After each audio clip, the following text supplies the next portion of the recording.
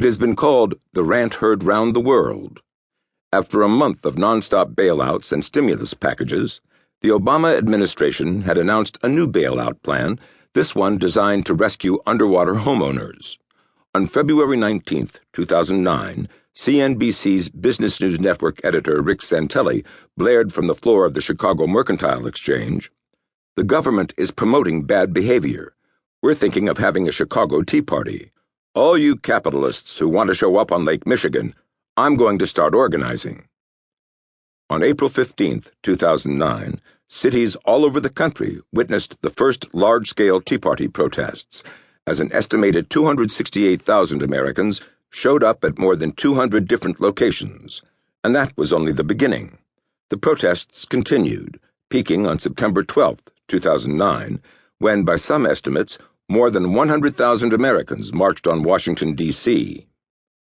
What were they protesting? Their signs said it all. "Don't spread the wealth, spread my work ethic." "Free markets, not freeloaders." "Honk if I'm paying your mortgage." "I am not your ATM." "If dependence is your idea of hope, you can keep the change." "If you think healthcare is expensive now, wait until it's free." "Liberty is all the stimulus we need." Obamonomics, change you can believe in. Stop punishing success, stop rewarding failure. You can't multiply wealth by dividing it. Your mortgage is not my problem. The protesters were fed up with big government. "My thing with government is, smaller is better," said Jack Rice, a Tea Party activist and disillusioned Obama voter. And so in that regard, the government taking control of health care and health insurance is just going to make government bigger.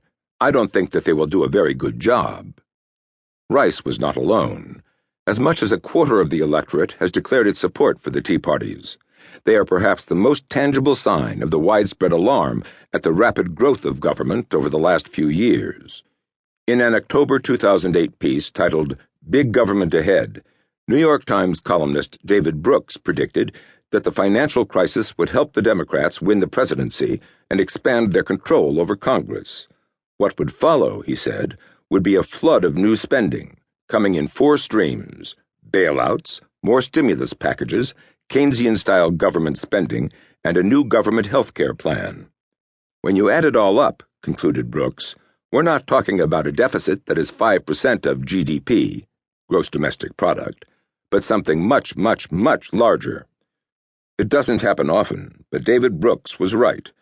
Since 2008, Americans have had to weather a parade of stimulus spending sprees, bailouts, regulatory shackles, and the passage of Obamacare. The sheer numbers are chilling. A total of $862 billion on the stimulus, $30 billion expansion in the state children's health insurance program, S-CHIP, and a 2011 budget that approached $4 trillion. As for the deficit, it exploded from 3.21% of GDP in 2008, itself an unusually high number, to more than 8% in 2011. In the long run, the picture looks even worse. In 2010, the president released his long-term budget, which called for $45 trillion in spending over the next decade, trillions in new taxes, and a public debt that amounts to 90% of GDP, double today's level. President Obama would add more to the national debt than every other president in American history, from George Washington through George W. Bush, combined, one report concludes.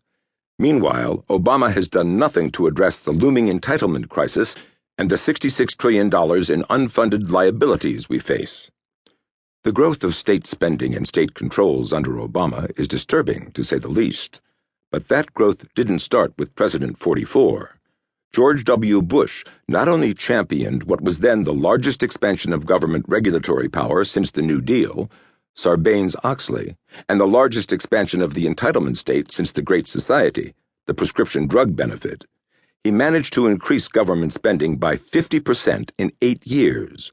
Bush has the distinction of being the first president to propose a $2 trillion budget, 2002, and the first to propose a $3 trillion budget, 2008. We didn't get our first $1 trillion budget until Reagan.